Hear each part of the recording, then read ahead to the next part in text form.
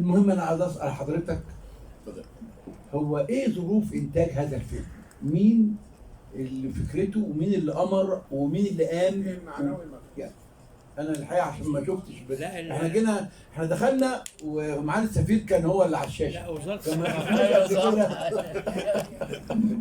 يعني يمكن قدمتوا انتوا قبل احنا ما نيجي، فبس انا عايز اعرف مين اللي ورا ومين اللي دفع وعمل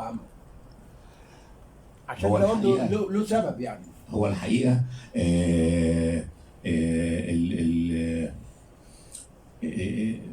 في وقت من الاوقات يعني قدرنا ان احنا من خلال المركز القومي للسينما نعمل هذا الفيلم في وقت كان تلاقت كذا رغبه. كان وقتها وزير الثقافه الدكتور صابر عرب، محمد صابر عرب، وكان رئيس المركز كان الاستاذ كمال عبد العزيز مدير التصوير، وكنت انا وقتها مخرج في المركز.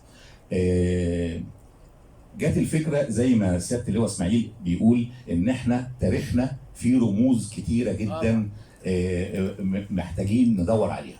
فكان وقتها يعني الفيلم سنه 2014 او خلص في 2015، فكان وقتها في نوع من الحراك في البلد في الوطن، وخصوصا الحراك العسكري والثوره وما بعد 2013 وهكذا. فكان في رغبه او طلب ان احنا نعمل تجسيد لهذه البطولات العسكريه.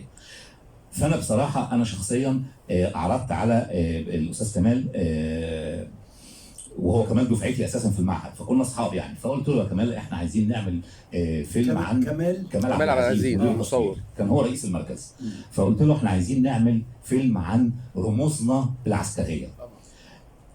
فقال لي يا ريت، حلو جدا وبتاع. فمين انا في ذهني من وانا صغير شفت اللقاء بتاع مجلس الشعب اللي هو بتاع رئيس جلسة 74، جلسة مجلس الشعب سنة 74. فكان هذا المشهد في ذهني على طول الوقت.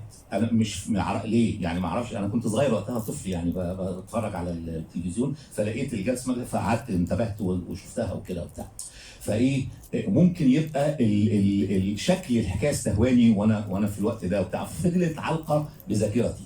فقلت له احنا عندنا في التاريخ شخصيه مهمه جدا وتقريبا ما حدش جه جنبها ولا حد بتاع، هو المشير بدوي. وقلت له محطته كذا وكذا وكذا وكذا وكذا. قال لي طبعا هعرض الموضوع على الدكتور صابر ونشوف. عرض فعلا على الدكتور صابر عرب. فالدكتور صابر اشار علينا ان احنا نتواصل مع سياده السفير ايهاب. فمن هنا اتولد المشروع.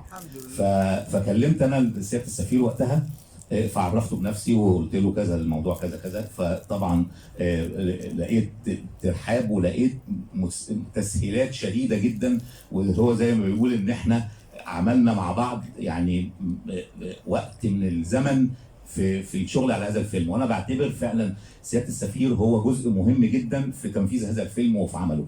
يعني هو في جهد مشترك ما بيننا ان احنا يطلع الفيلم بهذا الشكل، ويطلع الفيلم بهذا اللي حضراتكم يعني بتمدحوا فيه. فابتدت بقى الحكايه وكملنا المشوار وطلع الفيلم بهذا الشكل.